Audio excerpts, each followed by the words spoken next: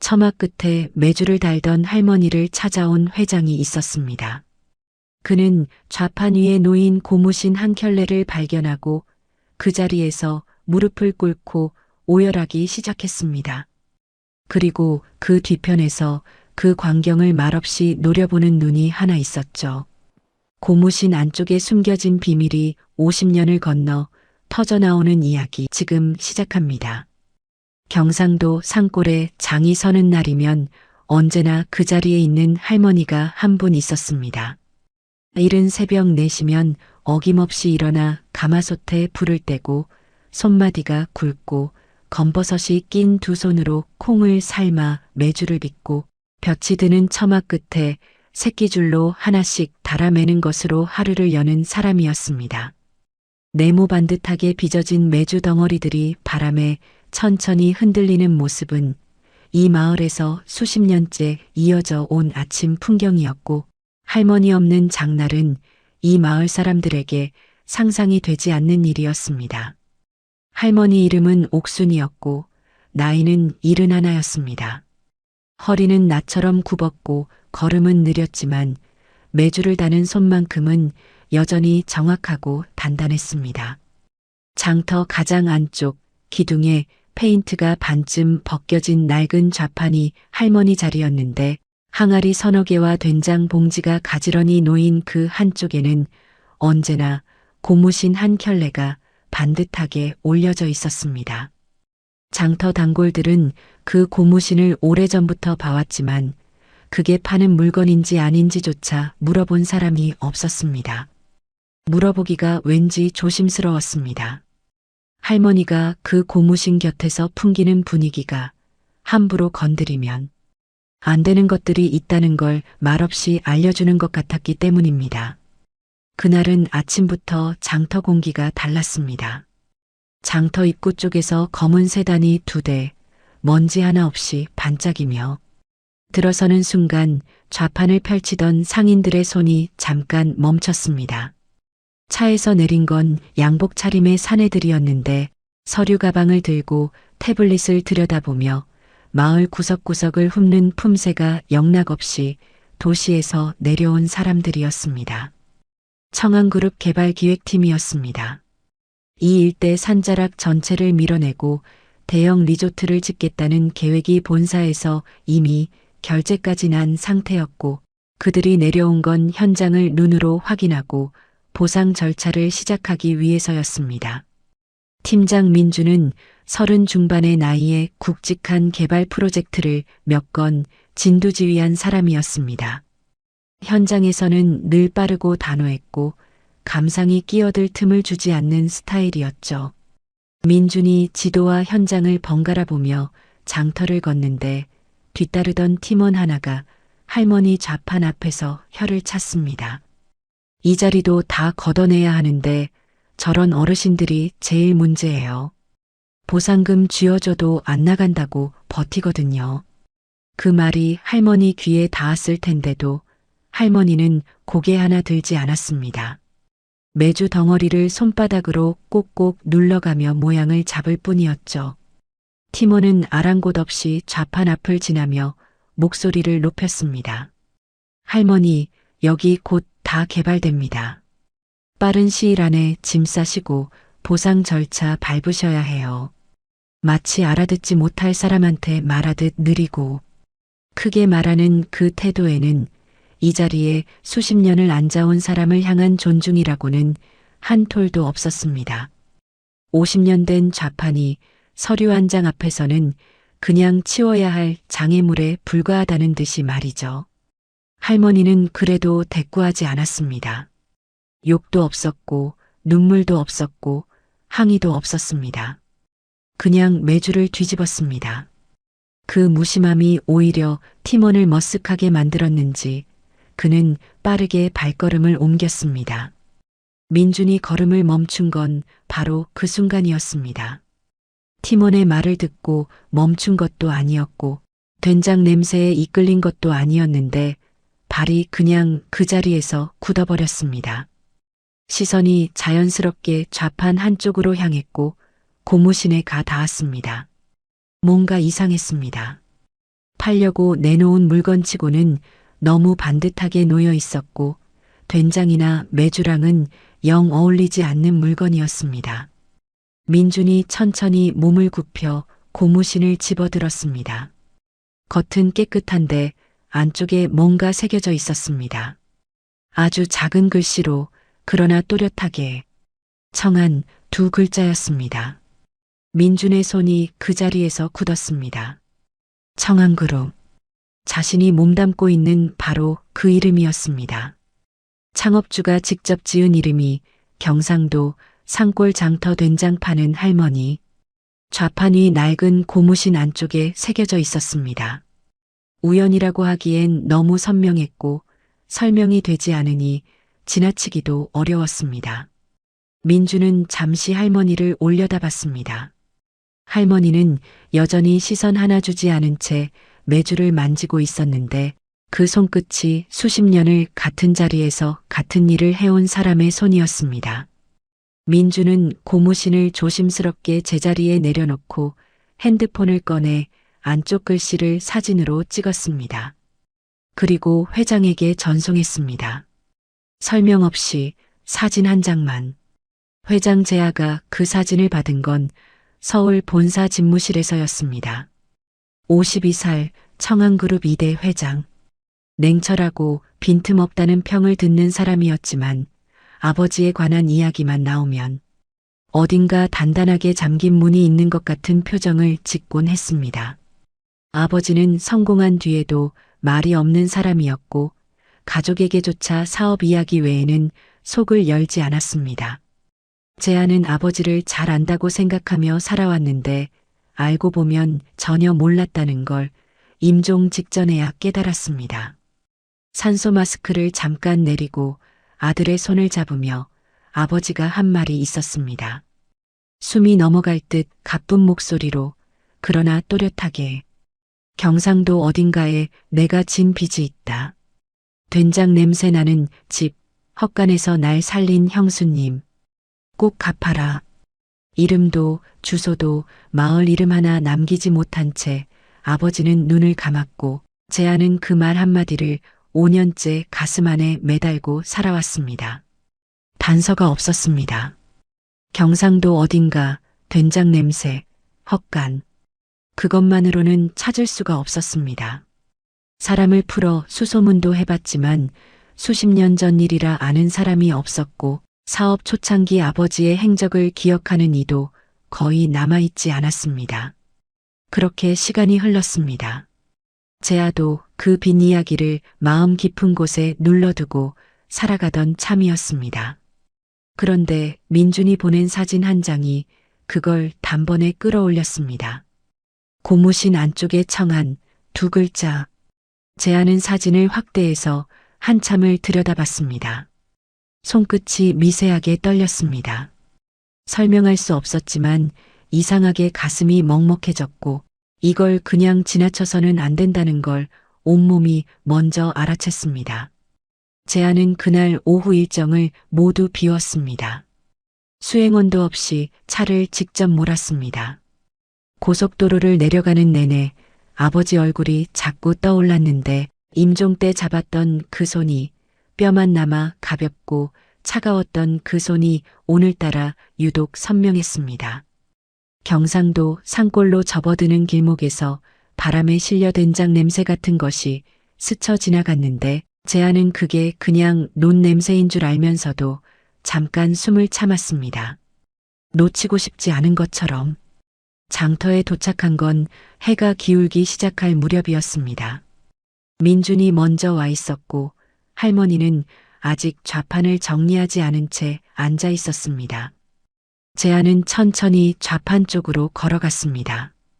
양복 차림의 50대 남자가 된장 좌판 앞에 우두커니 서는 모습은 어딘가 어색했지만 재하는 그런 걸 의식할 겨를이 없었습니다. 할머니가 그 기척을 느꼈는지 천천히 고개를 들었고 두 사람의 눈이 마주쳤습니다. 재하가 입을 열었습니다. 오래전에 서울 가려던 청년을 도와주신 적 있으십니까? 할머니의 손이 그 자리에서 멈췄습니다. 메주 덩어리를 쥔 채로 굳은 것처럼 멈췄습니다. 장터의 소음이 멀어지는 것 같은 침묵이 흘렀습니다. 그런데 할머니의 첫마디가 재아가 전혀 예상하지 못한 것이었습니다. 알아요. 당신이 누군지. 재아가 굳었습니다. 할머니는 덤덤하게 말을 이었습니다. 뉴스에서 봤다고, 얼굴이 아버지를 꼭 닮았다고. 그러니까 이 할머니는 청한그룹 회장이 자신을 찾아올 수도 있다는 걸 이미 어느 정도 알고 있었다는 뜻이었습니다. 재아가 떨리는 목소리로 물었습니다. 그러시면 왜 연락 한 번 안 하셨습니까? 할머니는 대답 대신 메주를 뒤집었습니다. 한참 뒤에 좌판을 내려다보며 조용히 말했습니다. 내가 왜 연락해요? 그 한마디 안에 50년이 들어 있었습니다. 억울함도 서운함도 아닌 처음부터 아무것도 바란 것이 없었던 사람의 말이었습니다. 재아는 그 앞에서 입이 열리지 않았고 발도 떨어지지 않았습니다. 그리고 장터 저편에서 이 광경을 처음부터 끝까지 지켜보던 눈이 하나 있었습니다. 고문 시영이었습니다. 그의 눈빛에는 분노인지 두려움인지 알 수 없는 것이 단단하게 굳어 있었고 그 표정은 재아도 할머니도 알아채지 못했습니다. 재아가 장터를 떠난 뒤에도 할머니는 한동안 자리에서 일어나지 않았습니다. 좌판이 메주 덩어리를 손바닥으로 천천히 쓸어내리며 먼 곳을 바라보는 것도 아니고 눈을 감은 것도 아닌 그 중간 어딘가에 있는 표정으로 앉아 있었습니다. 옆에서 좌판을 정리하던 복례가 눈치를 보다 못해 말을 건넸지만 할머니는 짧게 괜찮다고만 하고는 항아리 뚜껑을 닫았습니다. 괜찮다는 말이 진심인지 아닌지 복례는 50년 가까이 곁에 있으면서도 이 할머니 앞에서는 늘 판단이 서지 않았습니다. 그냥 그런 사람이었습니다. 속을 들키지 않는 사람. 할머니가 집으로 돌아온 건 해가 완전히 진 뒤였습니다. 마당 한쪽에 장작을 쌓아두고 처마 끝에 달아놓은 메주 덩어리들이 어둠 속에서도 제 자리를 지키고 있는 집이었습니다. 방 안으로 들어선 할머니는 불도 켜지 않고 한참을 앉아 있었습니다. 어둠 속에서 무릎 위에 두 손을 올려놓고 숨을 고르듯 가만히 있었습니다. 그 청년 얼굴이 자꾸 떠올랐습니다. 50년 전 헛간 문을 열었을 때 쓰러져 있던 그 뼈만 앙상한 얼굴이, 그리고 오늘 좌판 앞에 서 있던 50대 남자의 얼굴이 닮았습니다. 눈매가 닮았고 입을 다무는 방식이 닮았고 뭔가를 참고 있을 때 턱에 힘이 들어가는 것까지 닮았습니다. 피는 속일 수 없다는 말이 오늘처럼 실감난 날이 없었습니다. 50년 전 겨울이었습니다. 22살 가시집온 새댁이던 옥순이 헛간 문을 열었을 때 사람이 쓰러져 있었습니다. 뼈만 앙상한 청년이었는데 동상 직전이었고 사흘은 굶은 얼굴이었습니다. 남편 순만은 당장 내쫓으려 했습니다. 모르는 사람을 집안에 들이는 게 당연히 꺼림칙했고 살림이 넉넉한 것도 아니었으니까요. 옥순이 막았습니다. 죽어가는 사람을 어떻게 내쫓느냐고, 사람이 먼저라고. 순만은 투덜댔지만 결국 물러섰습니다. 평생 그랬습니다. 옥순이 옳다고 하면 틀린 법이 없었으니까요. 청년 이름은 도식이었습니다. 경상도 어딘가에서 올라온 무일푼 청년으로 서울에서 사업을 해보겠다고 나섰다가 몸이 먼저 쓰러진 것이었습니다. 가진 거라고는 해진 점퍼 한 벌과 공책 한 권뿐이었는데 그 공책에는 사업 계획이 빼곡하게 적혀 있었습니다. 옥순이 몰래 들여다봤습니다. 글씨는 엉망이었지만 내용이 달랐습니다. 생각이 있는 사람, 그냥 꿈만 꾸는 게 아니라 머릿속에 구체적인 그림이 있는 사람의 글이었습니다. 옥순은 그날부터 도식을 먹였습니다. 된장국, 보리밥. 쌀이 떨어지는 날에는 쌀을 팔아 고기를 사다 끓였습니다. 순만이 화를 냈습니다. 뭐하러 쌀까지 파냐고, 남의 식구 먹이다 우리가 굶겠다고. 옥순이 조용히 말했습니다. 저 사람 눈빛이 예사롭지 않아요. 반드시 크게 될 사람이에요. 순만은 코웃음을 쳤습니다. 그러면서도 다음날 도식의 지게를 함께 들어줬습니다. 말로는 못 이기는 사람이 순만이었습니다. 석 달이 지나 봄이 왔습니다. 도식이 떠나던 날 장터에서 고무신 한 켤레를 사다가 옥순 앞에 내밀었습니다. 자기 발보다 한 치수 큰 것을 사온 거였는데 멀리 가는 길에 발이 불편하면 안 된다며 신겨주려다 사이즈가 맞지 않아 머쓱해 했습니다. 형수님 발이 더 작다고 웃으며 꼭 은혜를 갚겠다고 했습니다. 옥수는 손을 내저었습니다. 밤 몇 끼가 무슨 은혜냐고, 잘 가라고. 도식은 꾸벅 절을 하고 마을 어귀를 돌아 사라졌습니다. 옥수는 그 뒷모습을 오래 바라봤습니다. 이유는 몰랐습니다. 그냥 오래 바라봤습니다. 그리고 손에 들린 고무신을 내려다봤습니다. 버리기가 아까웠습니다. 부엌 한쪽에 올려뒀습니다. 그게 시작이었습니다. 도식은 성공했습니다. 아니, 성공이라는 말이 부족할 만큼 크게 됐습니다. 청한그룹, 건설, 유통, 호텔을 아우르는 대기업. 창업주 도식의 이름이 신문 일면에 오르내리기 시작한 건 도식이 떠나고 20년쯤 지났을 무렵이었습니다. 옥순이 그 신문을 본 건 장터 생선 가게 아저씨가 생선을 쌓은 신문지 사이에서였습니다. 구겨지고 비린내가 밴 신문이었는데 거기 실린 사진 속 얼굴이 낯이 익었습니다. 한참을 들여다봤습니다. 맞았습니다. 그 청년이었습니다. 눈매가 같았고 입을 다무는 방식이 같았습니다. 옥수는 그 신문을 반듯하게 펴서 집으로 가져갔습니다. 순만한테 보여줬습니다. 순만이 한참 들여다보더니 말했습니다. 연락할 거야? 옥순이 대답했습니다. 무슨 염치로. 그게 전부였습니다. 두 사람 사이에서 그 이름은 그 뒤로 다시 나오지 않았습니다. 그러나 옥수는 그의 장날부터 고무신을 하나 사기 시작했습니다. 남자 265. 도식이 신던 사이즈였습니다. 발이 작았던 청년. 먼 길 가는데 신이 낡으면 어떡하나 싶어서 한 치수 크게 사왔다가 맞지 않아 멋쩍어 하던 그 청년. 고무신을 좌판 한쪽에 올려두고 해가 바뀌면 새 것으로 교체했습니다. 복례가 처음 그걸 알아챈 건 한 10년쯤 지났을 때였습니다. 왜 매년 새 고무신을 사냐고 물었더니 할머니가 말했습니다. 혹시 그 사람이 지나다 발이 불편할까봐. 복례는 그 말의 무게를 그때는 몰랐습니다. 50년이 지나고 나서야 그게 얼마나 깊고 큰 마음이었는지 알았습니다. 한편 서울에서는 재아가 그날 밤 집무실 불을 끄지 못하고 있었습니다. 민준에게서 받은 사진을 다시 열어봤습니다. 고무신 안쪽에 청한 두 글자. 아버지가 지은 이름. 그 이름이 어떻게 저 산골 할머니 좌판에 있는 건지 설명이 되지 않으면서도 뭔가 설명이 되는 것 같기도 했습니다. 오늘 마주쳤던 할머니의 눈빛이 자꾸 떠올랐습니다. 알아요, 당신이 누군지. 그 한마디를 얼마나 오래 기다려온 걸까? 아니면 기다리지도 않았던 걸까? 내가 왜 연락해요? 그 말이 왜 이렇게 머릿속에서 지워지지 않는지 재아는 알 수 없었습니다.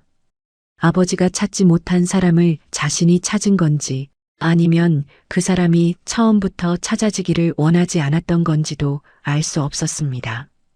그리고 재아가 모르는 것이 하나 더 있었습니다. 그날 장터 저편에서 이 모든 광경을 처음부터 지켜본 시영이 서울로 돌아오는 차 안에서 핸드폰을 꺼내 어딘가에 전화를 걸었다는 사실이었습니다. 통화는 짧았습니다. 목소리는 낮았습니다.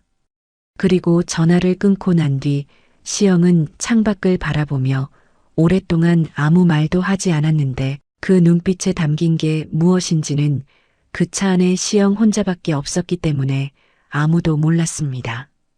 다음 날 아침 재한은 다시 장터로 내려갔습니다.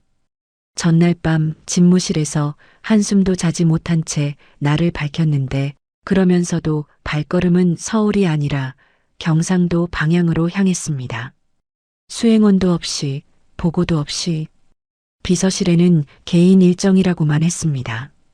재하가 아무 예고 없이 일정을 비운 건 회장직에 오른 뒤 처음 있는 일이었습니다. 차를 몰며 고속도로를 달리는 내내 어젯밤 할머니의 말이 귓속에서 떠나지 않았습니다. 내가 왜 연락해요? 그 짧은 한마디가 설명할 수 없는 방식으로 가슴을 건드리고 있었습니다. 억울하다거나 서럽다거나 하는 감정이 아니었습니다. 그냥 처음부터 아무것도 바라지 않았다는 사람의 말이었고 그 말이 오히려 재하를 무겁게 짓눌렀습니다. 장터에 도착하니 할머니는 이미 좌판을 펼쳐놓고 있었습니다. 새벽부터 메주를 빚어 처마에 달고 항아리 뚜껑을 닫고 된장 봉지를 가지런히 정렬하는 일을 혼자 다 끝낸 뒤였습니다. 재하가 좌판 앞에 서자 할머니는 고개를 들지 않은 채 말했습니다. 또 왔네요. 반기는 것도 아니고 내치는 것도 아닌 그냥 사실을 확인하는 목소리였습니다. 재하는 좌판 옆 나무 상자 위에 조심스럽게 걸터 앉았습니다. 한참을 아무 말도 하지 않다가 천천히 입을 열었습니다. 아버지 이야기를 꺼냈습니다. 임종 직전 들었던 그 말을 5년 동안 단서 하나 없이 찾아 헤맸던 이야기를 그리고 고무신 안쪽에서 청안이라는 글자를 발견한 순간 온몸이 굳어버린 이야기를 할머니는 그 모든 말을 들으면서도 된장을 퍼담는 손을 멈추지 않았습니다. 재하가 말을 마쳤을 때 할머니가 처음으로 손을 멈췄습니다. 된장 주걱을 항아리 안에 얹어두고 무릎 위에 두 손을 올리고는 먼 데를 바라봤습니다. 한참 뒤에 입을 열었습니다. 그 사람이 마지막에 힘들었나요? 재하는 그 질문이 의외였습니다. 창업주가 얼마나 성공했는지 어떻게 살았는지를 묻는 게 아니라 마지막이 힘들었냐고 묻는 사람이었습니다. 재하가 천천히 고개를 저었습니다. 말년은 편안했다고 병원에서 가족이 곁에 있었다고 했습니다. 할머니가 작게 고개를 끄덕였습니다. 그리고 다시 된장 주걱을 집어들었습니다. 더 이상 묻지 않았습니다. 재하는 그 모습을 바라보다가 목이 메어오는 걸 느꼈습니다. 이 사람은 지금 안도하고 있는 거라는 걸 알았기 때문입니다. 잘 됐는지 얼마나 가졌는지가 아니라 마지막이 편안했는지를 물어보는 사람이었습니다.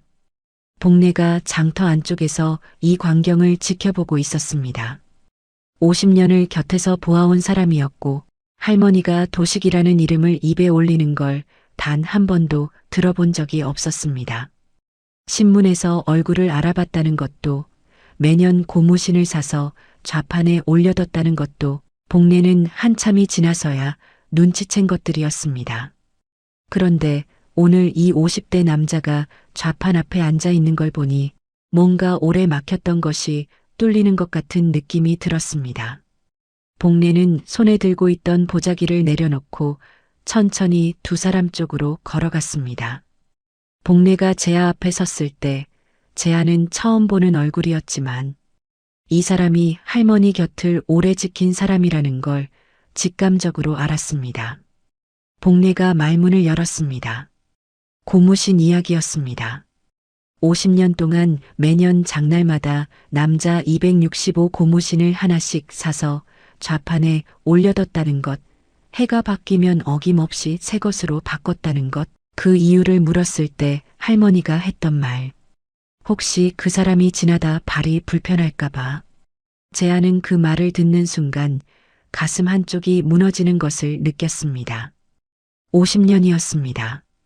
연락도 하지 않고 찾아가지도 않고 신문에서 얼굴을 알아보고도 아무 말 없이 그냥 매년 고무신 한 켤레를 좌판에 올려뒀습니다.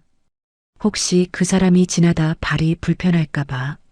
할머니는 복례가 그 말을 꺼내는 동안 아무 반응이 없었습니다. 부정하지도 인정하지도 않은 채 항아리 뚜껑을 닦았습니다. 재아가 할머니를 바라보며 물었습니다.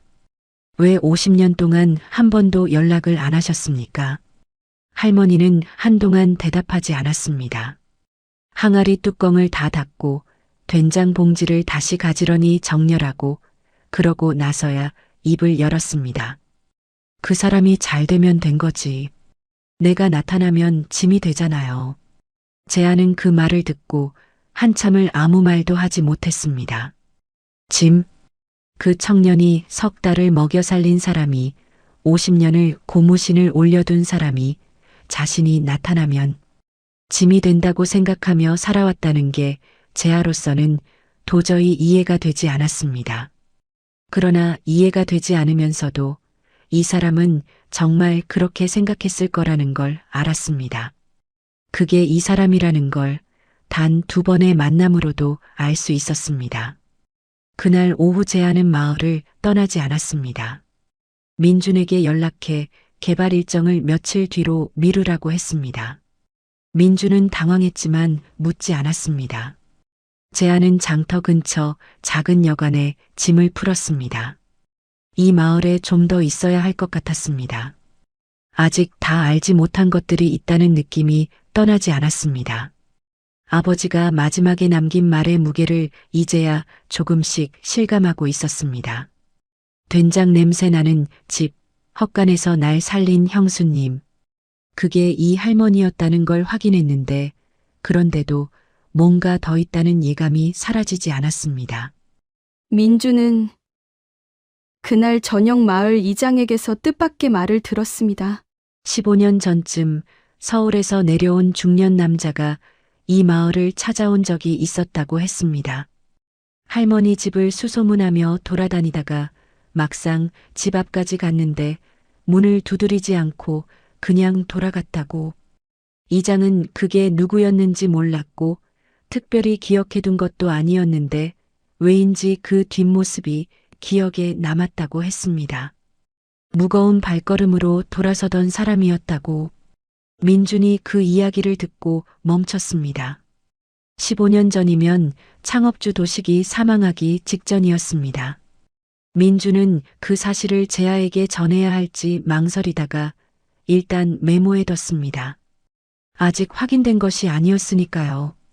그러나 그 메모가 이 이야기에서 가장 중요한 열쇠가 될 거라는 건 그때는 몰랐습니다.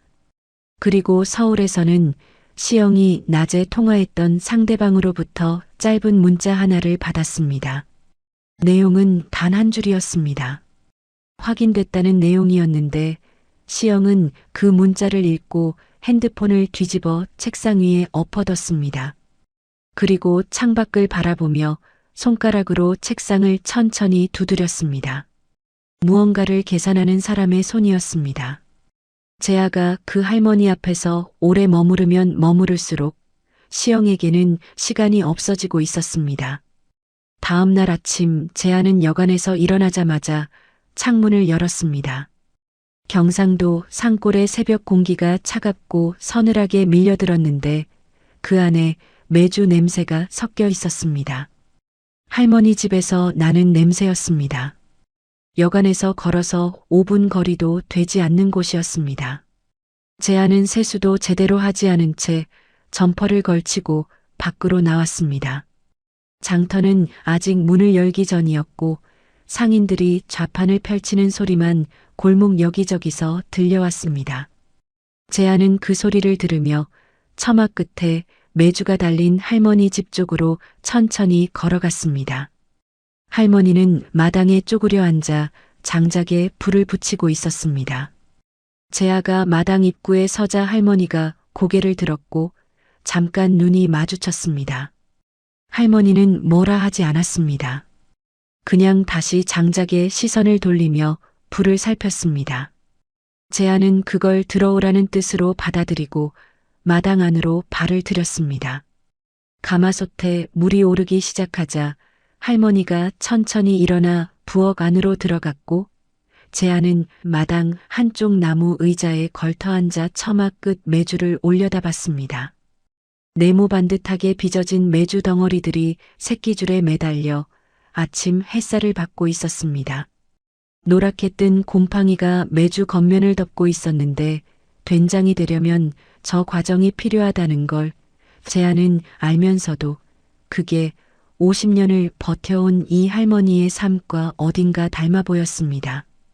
겉으로 보면 낡고 굳어 보이는데 안에는 세월이 만든 깊은 것이 들어있는. 잠시 후 복례가 나타났습니다. 이른 아침부터 할머니 집에 들르는 게 오래된 습관인 듯 대문도 두드리지 않고 들어서다가 마당에 제아가 앉아 있는 것을 보고는 잠깐 멈칫했습니다.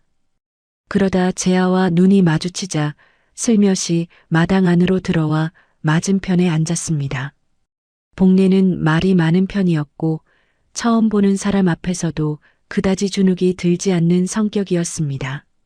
한참을 앉아 있다가 입을 열었습니다. 어제 고무신 이야기를 했는데 아직 다 한 게 아니라는 듯이 자연스럽게 말을 이어갔습니다. 복례가 꺼낸 이야기는 영감 순만에 관한 것이었습니다. 말수가 없고 무뚝뚝했지만 마음이 깊은 사람이었다고 할머니를 평생 말없이 지킨 사람이었다고 했습니다. 그 영감이 세상을 떠나기 전에 복례에게 부탁을 하나 남겼습니다. 낡은 봉투 하나를 건네며 한 말이었습니다. 제아라는 사람이 오면 줘라.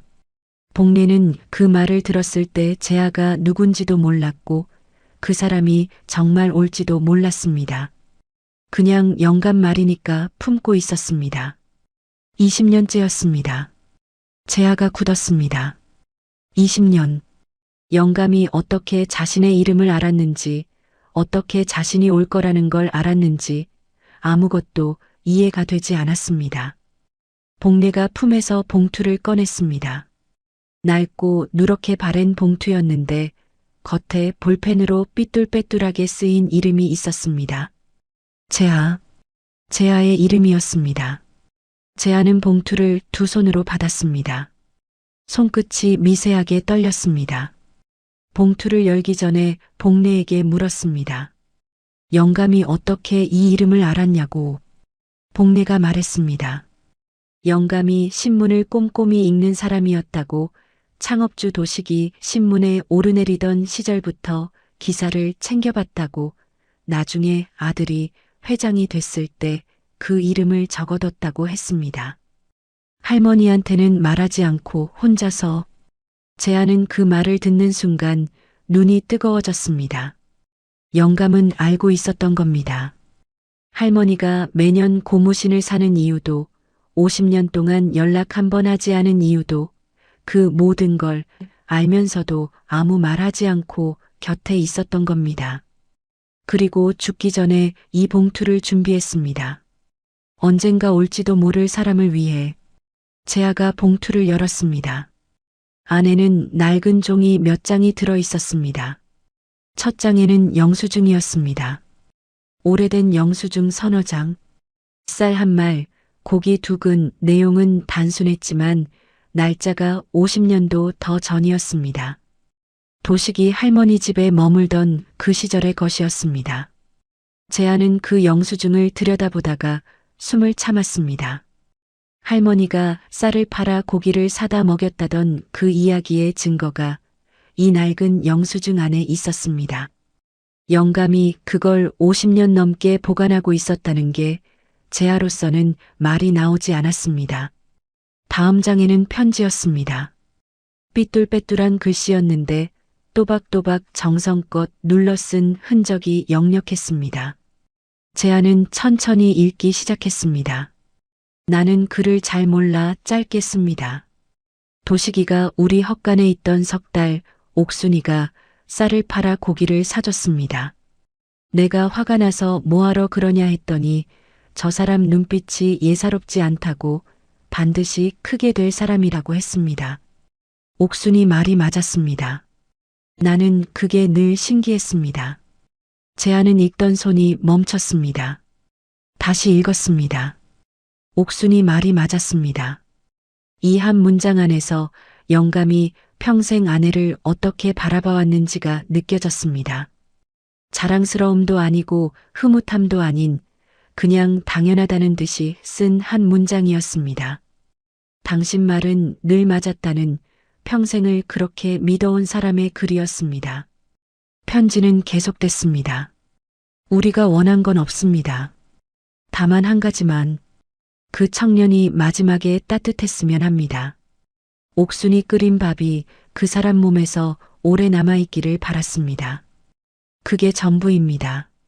제아는 그 대목에서 편지를 내려놓을 수가 없었습니다. 그 청년이 마지막에 따뜻했으면 합니다. 이 사람들이 원한 건 감사도 보상도 연락도 아니었습니다. 그냥 그 사람이 마지막에 따뜻했으면 하는 것, 그게 전부였습니다. 제아는 그 문장 앞에서 눈물이 나오는 걸 막을 수가 없었습니다. 편지는 한 줄이 더 있었습니다. 그리고 제아 씨, 어머니가 고무신을 50년 샀습니다. 한 번도 신는 사람 없이 그 마음이 얼마나 큰지 당신이 알았으면 합니다. 우리 옥순이는 절대 말 안 할 테니까. 제아는 편지를 쥔 채로 고개를 숙였습니다. 소리가 먼저 나왔고 눈물이 나중에 나왔습니다. 52살 재벌 회장이 경상도 산골 마당에서 낡은 편지 한 장을 쥐고 어깨를 들썩이며 울었습니다. 복례는 아무 말도 하지 않았습니다. 그냥 옆에 앉아 있었습니다. 부엌에서는 가마솥 끓는 소리가 계속 났고 메주 냄새가 마당에 가득했습니다. 할머니는 부엌 문틈 사이로 마당을 한번 내다봤습니다. 제아가 고개를 숙이고 있는 것을 봤습니다. 그리고 조용히 부엌 문을 닫았습니다.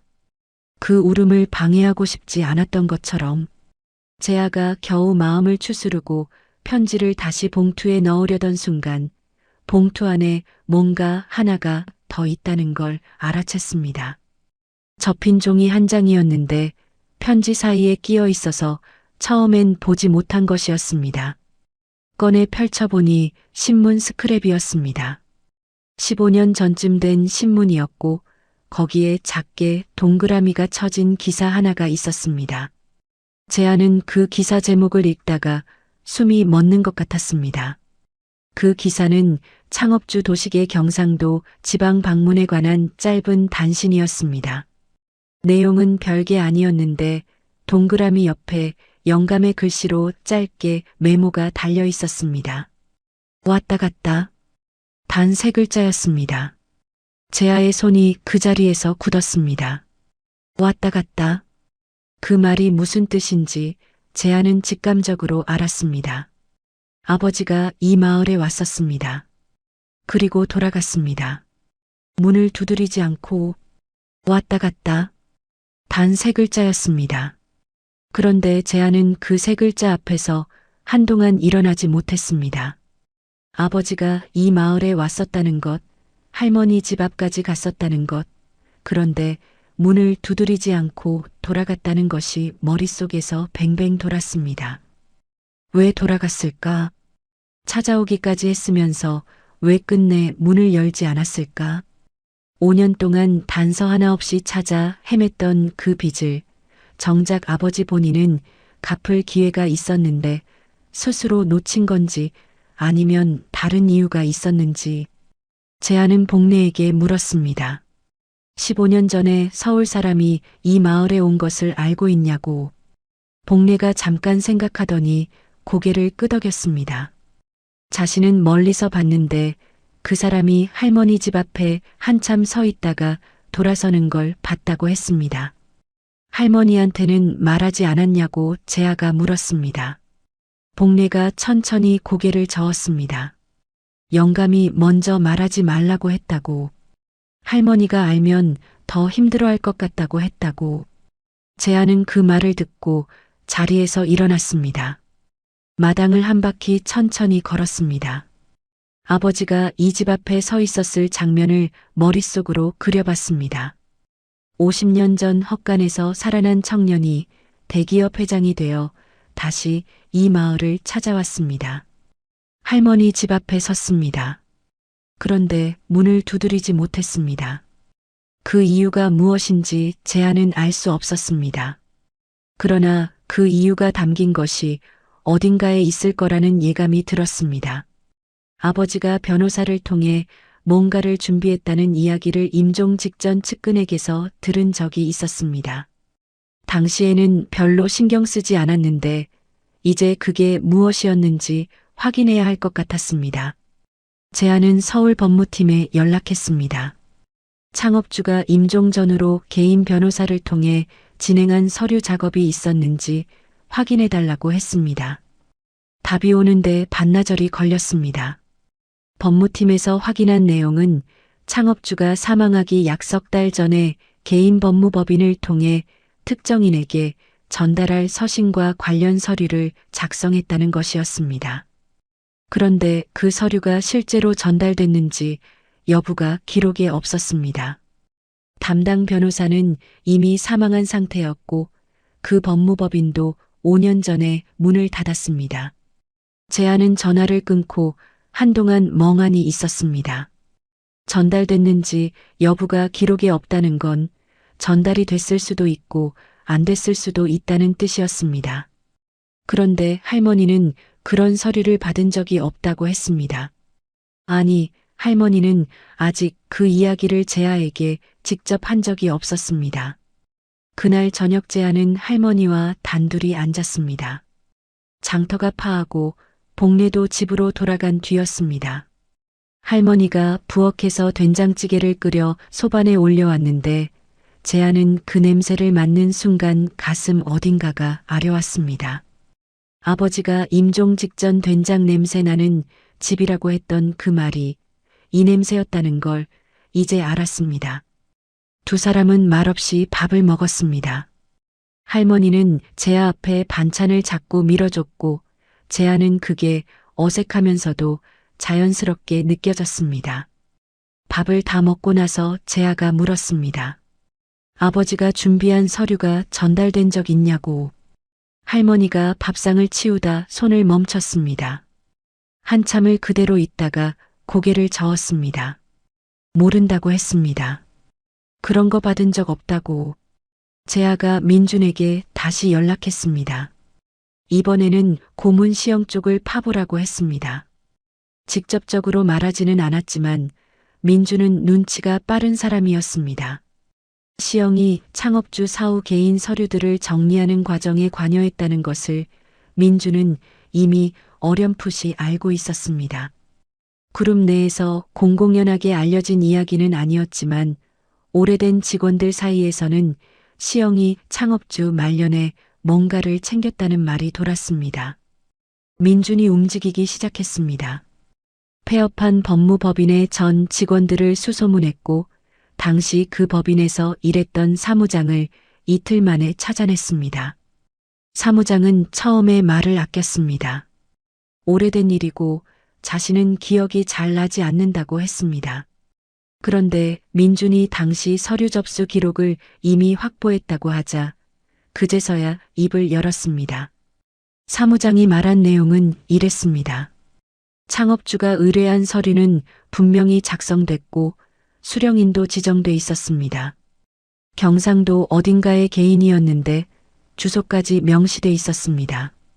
그런데 서류가 발송되기 직전 당시 창업주 측 관계자라고 밝힌 사람이 법인을 찾아와 서류 전달을 보류해달라고 했습니다.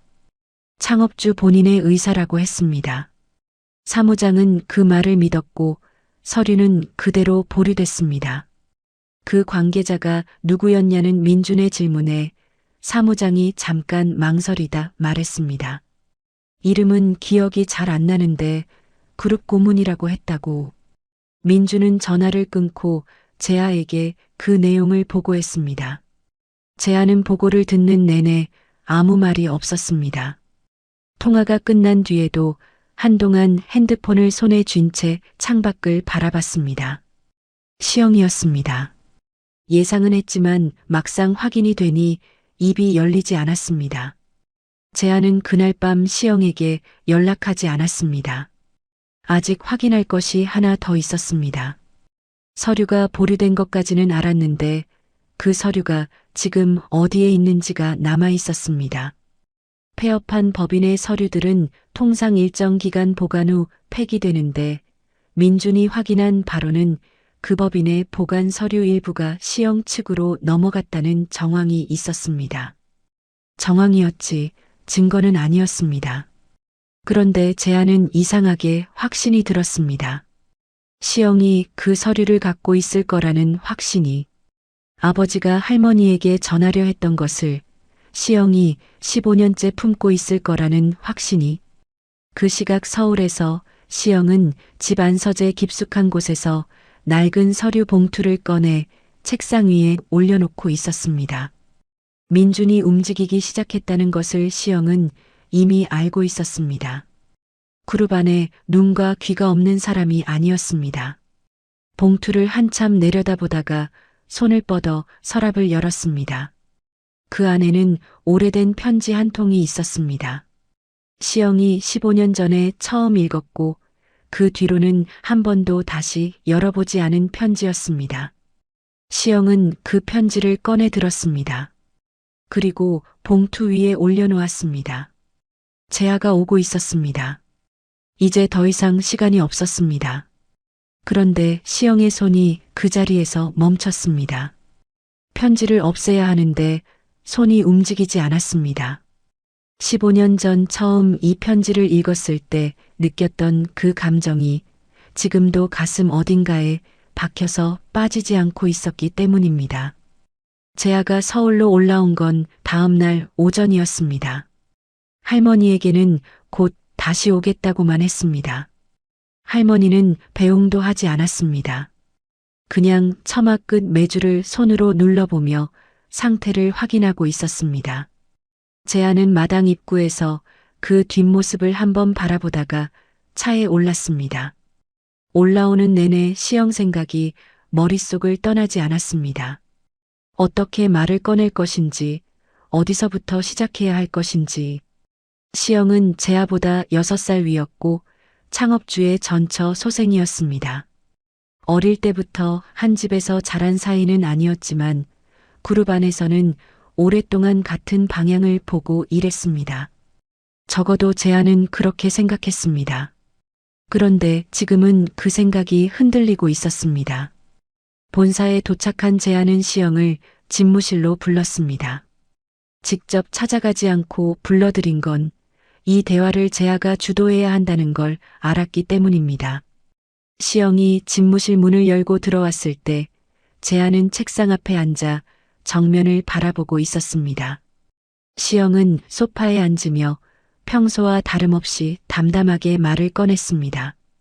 경상도 출장은 잘 다녀왔냐고, 개발 일정이 밀리는 것 같던데 무슨 일이냐고.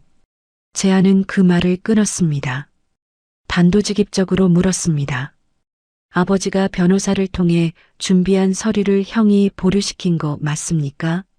시영의 눈빛이 잠깐 흔들렸습니다. 그러나 곧 표정을 가다듬었습니다. 무슨 소리냐고, 자신은 모르는 일이라고 했습니다. 재하는 민준이 확보한 내용을 하나씩 꺼냈습니다. 폐업한 법무법인, 당시 사무장의 진술, 서류가 시영 측으로 넘어간 정황. 시영은 처음에는 기억이 없다고 했고, 다음에는 그게 무슨 의미가 있느냐고 했고, 마지막에는 그룹 사정이 어려운 시기에 외부로 재산이 나가는 걸 막은 것뿐이라고 했습니다. 재하는 그 말을 듣는 내내 아무 표정이 없었습니다. 시영의 말이 끝나고 긴 침묵이 흘렀습니다. 재하가 천천히 입을 열었습니다. 그룹 사정이 어려웠다면 왜 15년이 지난 지금도 그 서류가 없어지지 않고 어딘가에 있는 겁니까? 시영이 굳었습니다.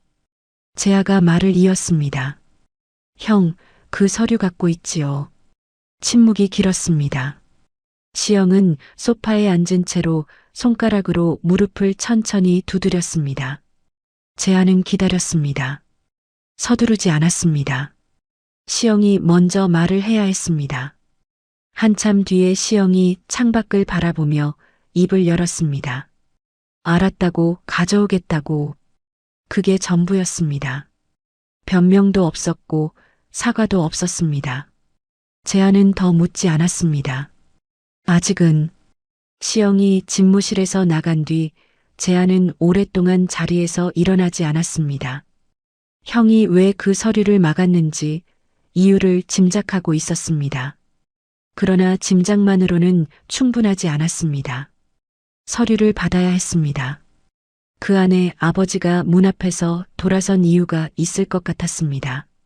시영이 서류를 가져온 건 그날 저녁이었습니다. 낡은 봉투였는데 겉에 수령인 주소가 적혀 있었습니다. 경상도 주소였고 이름은 옥순이었습니다. 재한은 봉투를 받아들고 한참을 그 이름을 바라봤습니다. 옥순, 할머니 이름이었습니다. 아버지가 직접 이 이름을 쓴 것이었습니다. 50년 동안 찾지 못했다고 했는데 15년 전에는 이름을 알고 있었다는 뜻이었습니다. 마을까지 찾아왔다가 문 앞에서 돌아서면서 이 봉투를 변호사에게 맡겼다는 뜻이었습니다. 직접 전달할 수 없었던 것을 다른 방법으로라도 전하려 했다는 뜻이었습니다. 재한은 봉투를 열었습니다. 안에는 두 가지가 들어 있었습니다. 하나는 공증된 서류였는데 내용은 창업주 명의의 토지 일부와 현금을 옥순에게 증여한다는 것이었습니다. 금액이 적지 않았습니다. 그러나 재하의 시선을 더 오래 붙든 건 서류가 아니었습니다. 서류 뒤에 접혀 있던 편지 한 통이었습니다.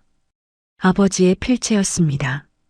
또박또박 눌러 쓴 글씨였는데 창업주 도식이 직접 쓴 편지는 재하가 살면서 한 번도 본 적이 없었습니다. 아버지는 말도 없는 사람이었고 글로 감정을 표현하는 사람은 더더욱 아니었습니다. 그런 사람이 쓴 편지였습니다. 재하가 천천히 읽기 시작했습니다. 형수님, 50년이 지났습니다. 찾고 싶었는데 이름을 몰랐습니다. 주소를 몰랐습니다. 그러다 늦게야 찾았습니다. 집 앞까지 갔습니다. 그런데 문을 두드리지 못했습니다. 형수님이 웃고 있었습니다. 영감 어른과 마당에서 웃고 있었습니다. 그 모습을 보는 순간 내가 들어서면 안 된다는 걸 알았습니다. 내가 나타나면 그 웃음이 달라질 것 같았습니다. 형수님은 평생 아무것도 바라지 않은 사람인데 내가 나타나서 그 삶을 흔들어서는 안 된다고 생각했습니다. 그래서 돌아섰습니다. 재하는 읽던 손이 멈췄습니다. 눈앞이 흐려졌습니다. 아버지가 돌아선 이유가 이것이었습니다. 할머니가 웃고 있었기 때문이었습니다. 그 웃음을 건드리고 싶지 않았기 때문이었습니다. 편지는 계속됐습니다. 고맙다는 말을 50년 만에 씁니다. 늦었다는 걸 압니다. 그래도 써야 할 것 같습니다. 형수님이 끓여준 된장국이, 형수님이 사준 고기가, 형수님이 해준 따뜻한 방이 내가 포기하지 않게 만들었습니다. 그게 없었으면 지금의 나는 없었습니다. 이 서류는 감사의 표시가 아닙니다. 그냥 50년 전 그 밥값입니다. 받아주시면 됩니다. 그리고 형수님, 잘 사셨으면 합니다. 그게 내가 50년 동안 바란 전부입니다.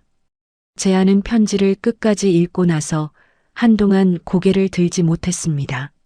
소리를 내지 않으려고 입술을 깨물었지만 결국 참지 못했습니다. 아버지가 평생 이 말을 하고 싶었다는 게, 그래서 문 앞까지 갔다가 돌아서면서도 이 편지를 남겼다는 게, 그런데 그게 15년 동안 전달되지 못했다는 게 너무 아팠습니다. 재하는 한참 뒤에 고개를 들고 시영을 바라봤습니다. 시영은 소파에 앉은 채 재하가 편지를 읽는 동안 아무 말도 하지 않았습니다. 재하가 물었습니다. 이 편지 읽었습니까? 시영이 짧게 고개를 끄덕였습니다. 재하가 다시 물었습니다. 읽고도 왜 막았습니까? 시영이 대답하지 않았습니다. 오랜 침묵 끝에 창밖을 바라보며 겨우 입을 열었습니다. 아버지가 그 할머니 이야기를 할 때마다 눈빛이 달랐다고 했습니다. 자신한테는 한 번도 그런 눈빛으로 말한 적이 없었다고. 그리고 이 편지를 읽었을 때 아버지가 평생 진짜로 감사하다고 생각한 사람이 자신이 아니라는 걸 처음으로 느꼈다고 했습니다. 재아는 그 말을 듣고 아무 말도 하지 않았습니다. 더 이상 화를 낼 수가 없었습니다. 시영이 막은 건 서류가 아니었습니다. 아버지의 눈빛이었습니다.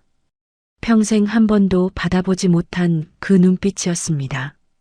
재아는 봉투를 들고 자리에서 일어났습니다. 이걸 이제라도 전달하겠다고 했습니다. 시영은 말리지 않았습니다. 그냥 고개를 끄덕였습니다. 재아가 집무실 문을 열려는 순간 시영이 뒤에서 말했습니다. 목소리가 낮고 조용했습니다. 그 할머니한테 미안하다고 전해달라고. 재아는 뒤를 돌아보지 않았습니다. 그냥 문을 열고 나갔습니다. 복도를 걷는 내내 손에 쥔 봉투가 무겁게 느껴졌습니다. 15년을 돌아온 편지였습니다. 아버지가 마지막으로 하고 싶었던 말이 담긴 편지였습니다. 이걸 할머니에게 전달하러 가야 했습니다. 그런데 재아는 알고 있었습니다. 할머니 집 안방 깊숙한 곳에 이미 또 다른 봉투 하나가 있다는 것을, 아버지가 문 앞에서 돌아서며 문틈에 끼워두고 간 것을 할머니가 50년 동안 뜯지 않은 채 품고 있다는 것을, 그 봉투 안에 무엇이 들었는지는 아직 아무도 몰랐습니다. 재아가 경상도로 다시 내려온 건 서울을 떠난 지 이틀 만이었습니다. 이번에는 민준도 데려오지 않았습니다. 봉투 하나만 손에 들고 혼자 차를 몰았습니다. 고속도로를 달리는 내내 아버지의 편지 내용이 머릿속에서 떠나지 않았습니다. 형수님이 웃고 있었습니다. 그 모습을 보는 순간 내가 들어서면 안 된다는 걸 알았습니다. 아버지가 문 앞에서 돌아서며 느꼈을 감정이 어떤 것이었는지 재아는 이제 조금 알 것 같았습니다. 기쁨인지 슬픔인지 구분이 되지 않는 감정, 그 사람이 잘 살고 있다는 안도와 끝내 말을 건네지 못한다는 아픔이 뒤엉킨 감정. 아버지는 그걸 혼자 안고 차에 올랐을 겁니다. 그리고 죽는 날까지 혼자 품고 있었을 겁니다. 장터에 도착하니 할머니는 좌판에 앉아 메주 상태를 살피고 있었습니다. 처마 끝에 달아놓은 메주들이 며칠 새 더 단단하게 굳어 있었습니다. 재아가 좌판 앞에 서자 할머니가 고개를 들었습니다. 이번에는 말하지 않았습니다. 그냥 재아의 손에 들린 봉투를 한번 바라봤습니다. 재아가 자리를 잡고 앉았습니다. 숨을 한번 고르고 나서 아버지가 15년 전에 이 마을에 왔었다는 이야기부터 꺼냈습니다. 할머니의 표정이 달라졌습니다. 눈빛이 흔들렸습니다. 아주 잠깐이었지만 재아는 그걸 놓치지 않았습니다. 재아가 말을 이었습니다. 할머니 집 앞까지 왔는데 할머니가 마당에서 웃고 있는 걸 보고 문을 두드리지 못하고 돌아갔다고. 그러면서 변호사를 통해 이 봉투를 남겼다고. 할머니는 그 말을 듣는 내내 손을 무릎 위에 올려놓고 있었습니다. 메주를 만지지 않았습니다. 아무것도 만지지 않았습니다.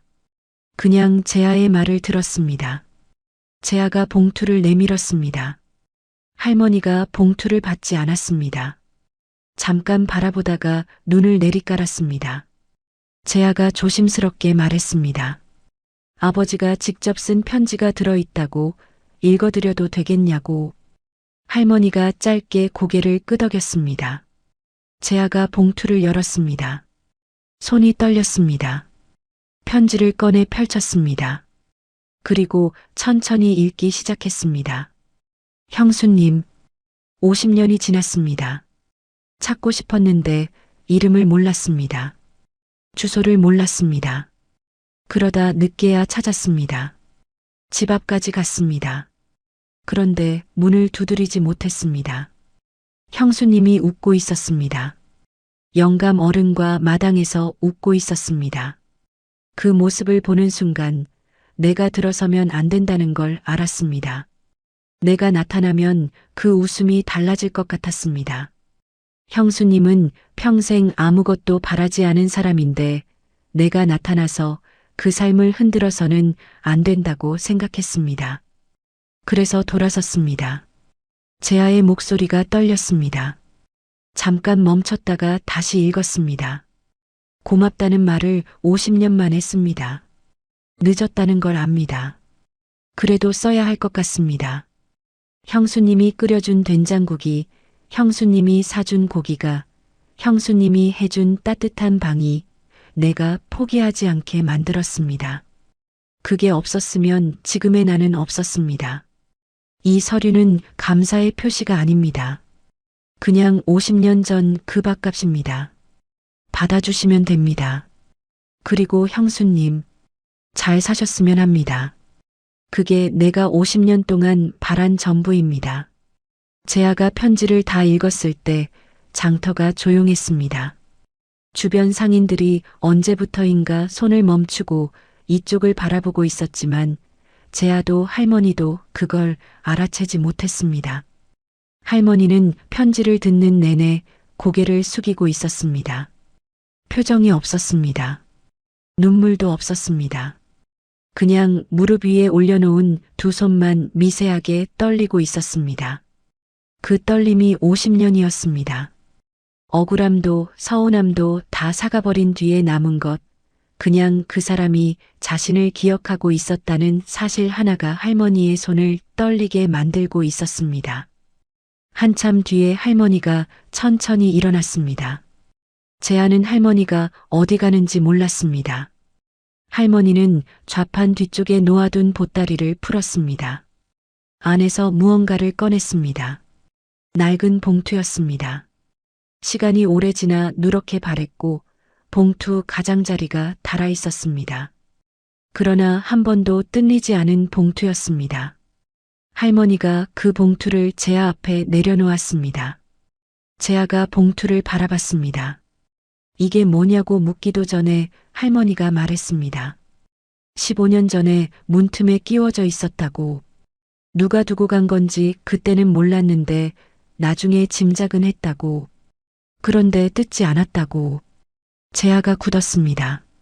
이 봉투가 있었다는 걸 할머니가 알고 있었습니다. 15년 동안 뜯지 않은 채 품고 있었습니다. 재아가 조심스럽게 물었습니다. 왜 뜯지 않으셨냐고. 할머니가 잠깐 침묵하다가 말했습니다. 뜯는 순간 보고 싶어질 것 같아서. 그 한마디가 재아의 가슴을 단번에 무너뜨렸습니다. 뜯는 순간 보고 싶어질 것 같아서. 50년을 아무것도 바라지 않고 살아온 사람이 단 하나 무너질 것 같았던 게 그것이었습니다. 그 사람이 보고 싶어지는 것. 그게 무서웠던 겁니다. 그래서 15년 동안 뜯지 않았습니다. 할머니가 재아를 바라봤습니다. 그리고 천천히 말했습니다. 이제 뜯어봐도 될 것 같아서 가져왔다고. 재아가 봉투를 집어들었습니다. 손끝이 떨렸습니다. 봉투를 조심스럽게 열었습니다. 안에는 접힌 종이 한 장이 들어 있었습니다. 꺼내 펼쳤습니다. 아버지의 필체였습니다. 그런데 내용이 길지 않았습니다. 딱 두 줄이었습니다. 재아가 천천히 읽었습니다. 목이 메어 소리가 제대로 나오지 않았지만 그래도 읽었습니다. 형수님, 웃고 있는 모습을 봤습니다. 그걸로 됐습니다. 그게 전부였습니다. 재아는 그 두 줄 앞에서 더 이상 참지 못했습니다. 소리가 먼저 나왔고 눈물이 뒤따랐습니다. 52살 재벌 회장이 경상도 산골 장터 된장 좌판 앞에서 무릎을 꿇고 어깨를 들썩이며 울었습니다. 주변이 조용했습니다. 아무도 말하지 않았습니다. 할머니는 그 울음소리를 들으면서 천천히 좌판 한쪽으로 손을 뻗었습니다. 고무신이었습니다. 50년 동안 매년 사서 올려뒀던 바로 그 고무신이었습니다. 할머니가 고무신을 집어들고 재아 앞에 내밀었습니다. 재아가 고개를 들었습니다. 눈이 빨갛게 부어 있었습니다. 할머니가 말했습니다. 발에 맞나 신어봐요. 재아는 말을 하지 못했습니다. 그냥 두 손으로 고무신을 받았습니다. 그리고 신었습니다. 할머니가 재아의 발을 내려다봤습니다. 한참을 바라보다가 처음으로 웃었습니다. 맞네. 그 두 글자였습니다. 재아는 그 말을 듣는 순간 다시 고개를 숙였습니다. 50년을 기다린 고무신이 지금 자신의 발에 있었습니다. 아버지가 끝내 신지 못한 고무신이 아들의 발에서 처음으로 제자리를 찾았습니다. 고무신을 신은 채로 재아는 한동안 일어나지 못했습니다. 무릎을 꿇은 자세 그대로 고개를 숙인 채로 있었습니다. 장터 상인들이 조용히 지켜보고 있었고 복례는 손으로 입을 막은 채 눈물을 흘리고 있었습니다. 할머니만이 아무 말 없이 좌판 앞에 앉아 있었습니다. 울지 않았습니다. 표정이 없었습니다. 그냥 재아의 발에 신겨진 고무신을 바라보고 있었습니다. 그 눈빛 안에 무엇이 들어있는지는 말로 설명이 되지 않는 것이었습니다. 50년이 그 눈빛 안에 있었습니다. 기다림도 아니고 그리움도 아닌 그냥 다 됐다는 것이었습니다. 이제 다 됐다는 것이었습니다. 재아가 천천히 일어났습니다. 고무신을 신은 발로 땅을 딛는 느낌이 이상하게 낯설지 않았습니다. 할머니 앞에 서서 고개를 숙였습니다. 한 번이 아니었습니다. 깊게, 오래 숙였습니다. 할머니가 그 모습을 보다가 짧게 말했습니다. 됐어요. 그 두 글자가 50년 묵은 것들을 한꺼번에 닫아버리는 것 같았습니다. 재아가 고개를 들었을 때 눈이 아직 빨개져 있었지만 표정은 달라져 있었습니다. 뭔가 오래 막혔던 것이 뚫린 사람의 얼굴이었습니다. 아버지가 5년 전에 남긴 말의 무게를 이제야 내려놓을 수 있을 것 같은 얼굴이었습니다. 그날 저녁 재아는 마을을 떠나지 않았습니다. 할머니 집 마당에 앉아 복내가 끓여온 된장찌개를 먹었습니다.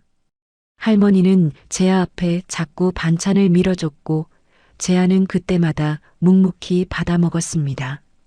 말이 많지 않은 밥상이었지만 불편하지 않았습니다. 오히려 이상하게 편안했습니다. 어릴 때 어딘가에서 이런 밥상을 받아본 적이 있는 것 같은, 그러나 실제로는 처음인 것 같은 느낌이었습니다. 재아는 그 감각이 어디서 오는 건지 알았습니다. 아버지가 50년 전 이 집에서 받았던 밥상이 이런 것이었겠다 싶었습니다. 된장 냄새, 소박한 반찬, 말이 없어도 따뜻한 공기. 아버지가 임종 직전 된장 냄새 나는 집이라고 했던 건 집을 말한 게 아니었습니다. 이 밥상을 말한 것이었습니다. 밥을 다 먹고 난 뒤 재아가 할머니에게 개발 계획 이야기를 꺼냈습니다. 이 마을 일대가 리조트 개발 예정 부지에 포함돼 있다는 것, 그게 자신이 처음 이 마을에 내려온 이유였다는 것을 솔직하게 말했습니다. 할머니는 아무 말도 하지 않았습니다. 재아가 말을 이었습니다. 개발 계획을 전면 재검토하겠다고, 이 마을은 건드리지 않겠다고 했습니다. 할머니가 그 말을 듣고 잠깐 재아를 바라봤습니다. 그리고 말했습니다. 내가 부탁한 거 아니에요. 재아가 고개를 끄덕였습니다. 압니다. 그래서 제가 결정하는 겁니다. 할머니는 더 말하지 않았습니다. 다시 된장찌개에 국물을 한 숟갈 떠서 재아 앞으로 밀어줄 뿐이었습니다. 서울로 돌아온 재아는 이사회를 소집했습니다. 경상도 리조트 개발 계획 전면 백지화를 안건으로 올렸습니다. 이사들의 반응은 싸늘했습니다. 이미 수백억이 들어간 프로젝트였습니다. 부지 매입이 상당 부분 진행된 상태였고 설계까지 완료된 단계였습니다. 손실이 적지 않았습니다. 재아가 말했습니다. 그 마을에는 50년 전부터 그 자리를 지켜온 사람이 있습니다. 우리 그룹이 존재하는 이유가 그 사람 덕분이기도 합니다. 이사들이 어리둥절한 표정을 지었습니다. 제안은 더 설명하지 않았습니다. 회장의 결정이라고 했습니다. 안건은 통과됐습니다. 시영은 그 이사회가 끝난 다음 날 고문직 사임서를 제출했습니다. 재하가 만류하지 않았습니다. 시영은 사임서를 내면서 짧은 메모 한 장을 함께 남겼습니다. 그 할머니에게 전달해달라는 내용이었습니다. 미안하다는 말과 아버지의 편지가 늦게 전달된 것에 대한 사과였습니다. 재하는 그 메모를 읽고 봉투에 넣었습니다. 시영이 틀렸다는 건 변하지 않는 사실이었습니다. 그러나 시영도 그 나름의 방식으로 50년을 살아온 사람이었습니다. 아버지의 눈빛을 한 번도 받지 못한 채로 재하는 그게 안타까웠지만 더 이상 말하지 않았습니다. 말로 해결되는 것들이 있고 그냥 시간이 지나야 하는 것들이 있다는 걸 이제는 알았습니다. 재하는 그 뒤로 한 달에 한 번씩 경상도로 내려갔습니다. 처음에는 뭔가 정리할 것이 있어서였고 다음에는 그냥 가고 싶어서였습니다. 할머니는 매번 반기지도 내치지도 않았습니다. 그냥 오면 밥을 줬습니다. 된장찌개, 보리밥, 묵은지. 재하는 그 밥상 앞에 앉을 때마다 이상하게 말이 줄었습니다. 서울에서는 늘 무언가를 결정하고 말해야 하는 사람이었는데 이 마당에서는 그냥 가만히 있어도 됐습니다. 처마 끝에 매달린 메주 덩어리들이 바람에 흔들리는 것을 보거나 가마솥 끓는 소리를 듣거나 할머니가 항아리 뚜껑을 닦는 모습을 바라보거나 그것만으로 충분했습니다. 복례는 그 변화를 가장 가까이에서 봤습니다. 할머니 표정이 달라졌다고 했습니다. 달라졌다기보다는 오랫동안 어딘가에 잠겨 있던 것이 조금씩 풀리는 것 같다고 했습니다. 웃음이 늘지는 않았지만 예전처럼 먼 곳을 바라보며 혼자 있는 시간이 줄었다고 했습니다. 복례는 그걸 보면서 영감 순만이 생각났다고 했습니다. 영감이 죽기 전에 봉투를 맡기면서 했던 말이 떠올랐다고. 재하 씨가 오면 우리 옥순이가 내려놓을 수 있을 거라고, 그때서야 진짜로 내려놓을 수 있을 거라고. 영감은 그걸 알고 있었습니다. 그 사람이 오기를 기다리는 한 할머니가 내려놓을 수 없다는 걸. 그래서 그 사람, 아들의 이름을 적어두고 봉투를 맡겼다는 걸. 말없는 사람의 가장 말없는 방식의 사랑이었습니다. 어느 가을날 재하가 평소보다 일찍 마을에 도착했습니다. 할머니는 장터 좌판에 없었습니다. 집 마당에서 새 메주를 빚고 있었습니다. 재하가 마당 입구에서 그 모습을 바라봤습니다. 굽은 허리로 쪼그려 앉아 콩을 으깨는 할머니의 뒷모습이 50년 전 그 새댁이 헛간 문을 열던 날과 크게 다르지 않았을 것 같았습니다. 이 손으로 낯선 청년을 먹이고, 이 손으로 매년 고무신을 샀고, 이 손으로 50년을 버텼습니다. 재하는 마당 안으로 들어가 할머니 옆에 쪼그려 앉았습니다. 할머니가 고개를 들지 않은 채 말했습니다. 왔어요. 재하가 대답했습니다. 네. 그게 전부였습니다. 두 사람은 말없이 나란히 앉아 메주를 빚었습니다. 재하의 손이 서툴렀고 할머니가 그걸 봤지만 뭐라 하지 않았습니다. 그냥 옆에서 같이 했습니다. 처마 끝 메주 덩어리들이 바람에 천천히 흔들렸고 된장 냄새가 마당에 가득했습니다. 그리고 좌판 위에는 이제 고무신이 없었습니다. 고무신은 지금 서울 회장실 책상 위 유리 케이스 안에 있었습니다. 그 옆에는 세 통의 편지가 나란히 액자로 걸려 있었습니다. 창업주의 편지, 영감의 편지, 그리고 문틈에서 나온 2줄짜리 편지. 재하는 매일 아침 그 액자를 보며 하루를 시작했습니다. 그리고 가끔 경상도 방향으로 전화를 걸었습니다. 할머니는 늘 짧게 받았습니다. 밥은 먹었어요. 재아는 그 말이 좋았습니다. 세상에서 가장 짧고 가장 따뜻한 안부 인사였습니다. 오늘의 영상은 여기까지입니다. 즐거운 영상 시청해 주셔서 감사합니다.